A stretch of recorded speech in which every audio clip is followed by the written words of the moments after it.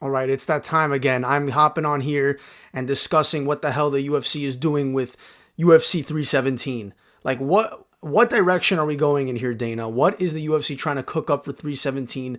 I still have a lot of faith and a lot of trust in the UFC to get this done and deliver a legendary card for the end of June, but as the days move on and I'm hearing Ilya Taporia is doing more and more podcasts and people are just saying a whole bunch of different things and everything's flying all over the place. And my concern grows for what we potentially could be in for a UFC 317 card. And I'm just so far we've gotten a couple cool fights announced, but they're really just more prelim fights, in my opinion. And I mean, just what the hell is the UFC doing with 317? UFC, do not mess this up. Do not fumble the bag here. Do not fumble the opportunities here. We were promised a huge year in 2025. I really hope as we get, we're definitely going to expect a UFC 317 announcement very soon in the next 3 weeks for sure. I would imagine so. And there's a lot of different things moving around, but I still have hope that the UFC can really deliver on the potential of UFC 317 with the fights that we know could come up. And at the end of this video, I'm going to go through an ideal card that I would be very satisfied with if they could do this, and it would be a sick card in my opinion. But let's just go on to discussing first, like, who they already booked on this card. So the first fight you got already booked is Manel Kape versus Royval. This is basically a number one contenders fight in the flyweight division. Kape is coming off two straight highly entertaining wins versus Asu Almabayev and Bruno Silva in Tampa. And Brandon Royval, this fight was actually originally booked for March, and then Royval had to pull out to injury, so Royval and Kape is rebooked for 317. This is a good start, but this is more of a prelim fight to me. This isn't main card material. Kape is a very big-mouthed flyweight who's had some back-to-back entertaining performances. He's looking to call his shot, but this is the UFC's giving him, hey, one more big win over Brandon Royval, who's been the number one contender, and coming off that win off Tatuso Taira, then then you're in it. Then you're getting that next title shot. But first you got to get through Brandon Royval, and for Royval, it's again to once again get another title shot. So this is a great number one contenders flyweight bout. Another fight that was announced is Roman Kopylov versus Paulo Costa. Okay, that's also prelim material. Nothing too special. Paulo Costa kind of on the declining side of his career, and Roman Kopylov is an up-and-coming prospect. Not really a prospect anymore, but he's making his way through. So that's what we have so far for UFC 317, which, okay, is good fights, but not yet what I'm looking for. And of course, they're saving the big announcements for the upcoming card. Now, I saw this clip that just came out. There was a streamer, Neon, and he interviewed Colby Covington, and Colby Covington's getting more in the streaming business. It seems that he wants to become more of a streamer than a fighter at this point. And what Colby Covington was saying, and again, he could just be talking out of his ass because Colby Covington loves to do that. But he was saying, yeah, I think they're going to be doing in the end of June a big card with Hamza Chimaev and Dricus and Islam versus Ilya Taporia. So, okay, Colby's saying what I think we all want to see. A crazy card where you have Hazmat and Dricus as the main event, or not, as a co-main event. That Ilya Taporia versus Islam would be the main event. But I've already kind of accepted that we're really not so close to an Ilya versus Islam fight, but I still have that growing hope. I mean, Colby Covington, maybe he's just talking random stuff, but it could very well be a possibility.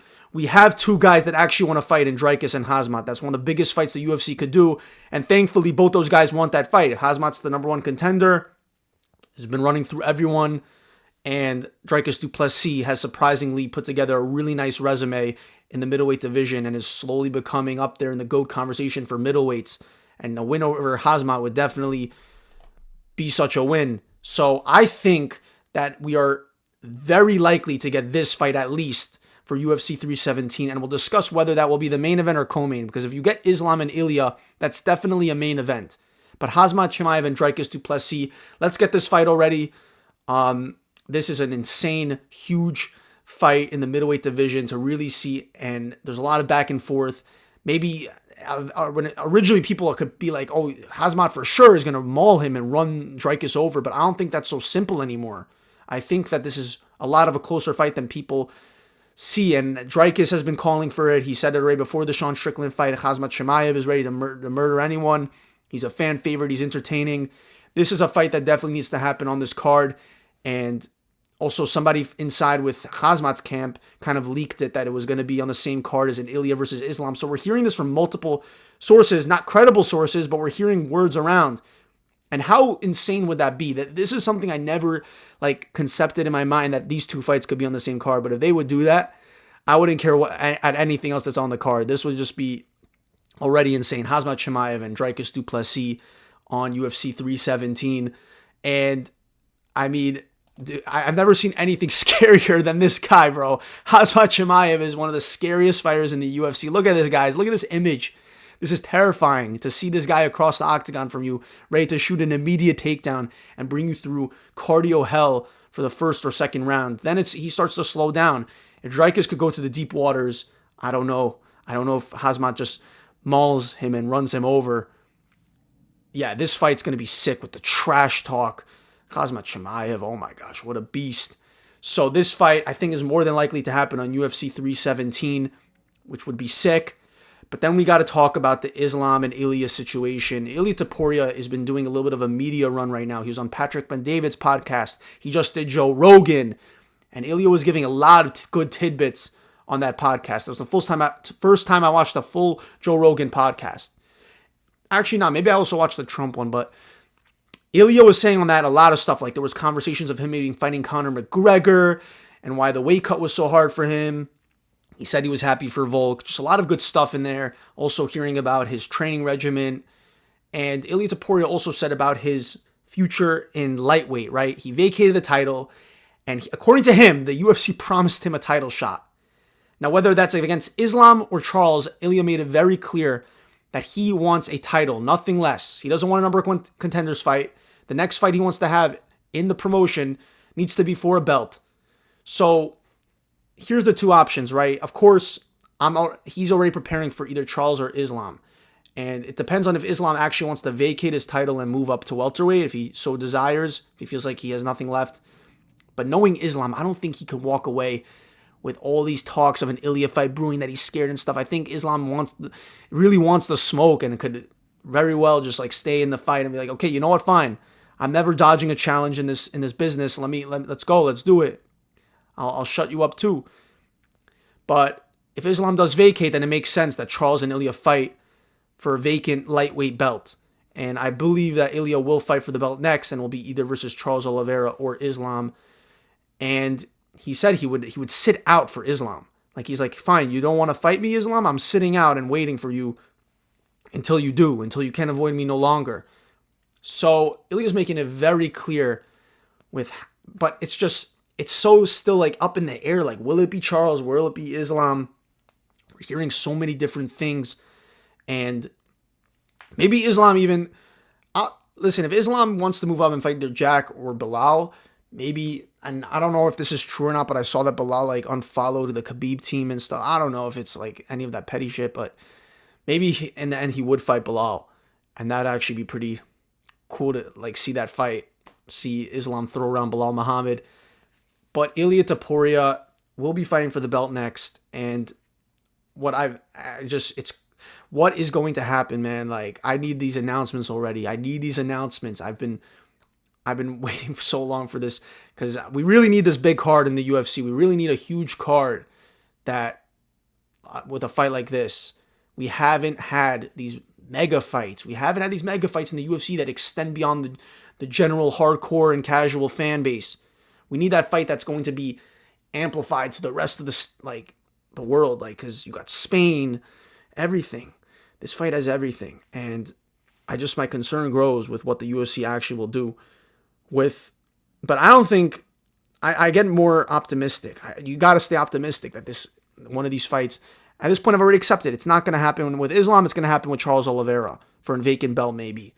It depends what Islam wants to do. But yeah, so here is what I'm thinking for UFC 317. I'm doing a little bit of a card builder, right? The first fight, Khamzat Chimaev versus Dricus du Plessis for whether it's the main or co-main. In my card builder, this is this is a card that I would be very happy with, and I think most people would be. And I mean, if you have other things to suggest, please let me know in the comments. But this is probably going to be the main event of UFC 317. Khamzat Chimaev versus Dricus du Plessis, one of the biggest fights you could do. Everyone wants this fight. It's a sick fight, and the fighters want it, of course. For the co-main event, Charles versus Ilia Topuria for a vacant lightweight belt or a number one contenders fight. If Islam so desires to wait until one of these guys wins and then fights them in his last lightweight fight, because again, Islam could be one lightweight fight left in his lightweight run. After what he maybe has one more in him before he's like, you know what, I've done enough. I'm gonna move up, and we'll never get to see the Ilia versus Islam fight. So if he decides to wait and we have the patience to wait, we'll have Ilia versus Charles, and there's always the risk that Charles Oliveira beats Ilia Topuria, and then the fight versus Islam is no longer the mega fight because Ilia lost, and then Charles has the rematch versus Islam. But then, respect to Charles, I just think that Ilia is gonna KO Charles Oliveira. You know, you could say all you want in the comments about that. That's the type of energy that I'm on. But I think anyone would be satisfied. These two fights alone, right, is 317 worthy, with Khamzat Chimaev and Dricus du Plessis as the main event, and Ilia Topuria versus Charles Oliveira as the co-main event. Then you have, in a featured fight on the UFC 317 main card, Caio Borralho versus really just any one of the top guys. Sean Strickland, Robert Whittaker. Apparently he's been saying these guys have been running from him, but put Caio Borralho on the card. He said he already has a fight booked. So I actually think that maybe it's going to be Robert Whittaker versus Caio Borralho, or maybe they do Caio Borralho versus Nasruddin Imavov, because Nasruddin Imavov, he said that he doesn't want to fight because he's going to be weighing in and being the backup for Dricus versus Khamzat Chimaev on 317. Another indication that we're going to get that big fight on 317. But I think this is a safe featured fight to put on this card, and that would be sick. Actually, a combination of any of this, right? Caio Borralho versus Sean Strickland versus Robert Whittaker versus Borralho. Do put one of these guys as the featured, combine any one of these guys as the featured fight on UFC 317. You have a sick featured fight. Then Cop and Royval. I feel like that's going to be the second fight into the main card. Although I personally think that should be a featured prelim. And that would be your featured fight. So Khamzat versus Dricus, Ilia versus Charles. Then this highly ranked middleweight featured fight, Cop versus Royval. And then do Mauricio Ruffy to open up the card versus Beneil Dariush. He called him out. Get Beneil Dariush back in there. He didn't fight Moicano in the end. Mauricio Ruffy looking to surge. You got two fighting nerds on the card. I think this is more than likely because I think he's interested in fighting on 317, Mauricio Ruffy. So I think this is very likely to happen to open up the main card of UFC 317. Mauricio Ruffy, he's like a Conor McGregor 2.0. This guy's out here doing spinning wheel kicks, stunning on them. One of the fighting nerds. Put him up against Beneil Dariush, and you got yourself a sick main card opener. So this is what I think, and what I would be very happy with if the UFC did.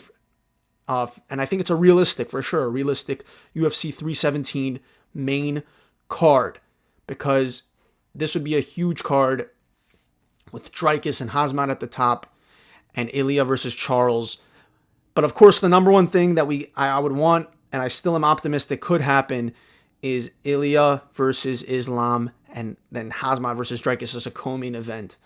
That would be wild. So yeah, the UFC, please, I'm just begging for already this announcement to happen, like, so I could be mentally prepared for whatever's gonna happen, bro. But yeah, 317, UFC, do not fumble this. Do not mess up the opportunities here.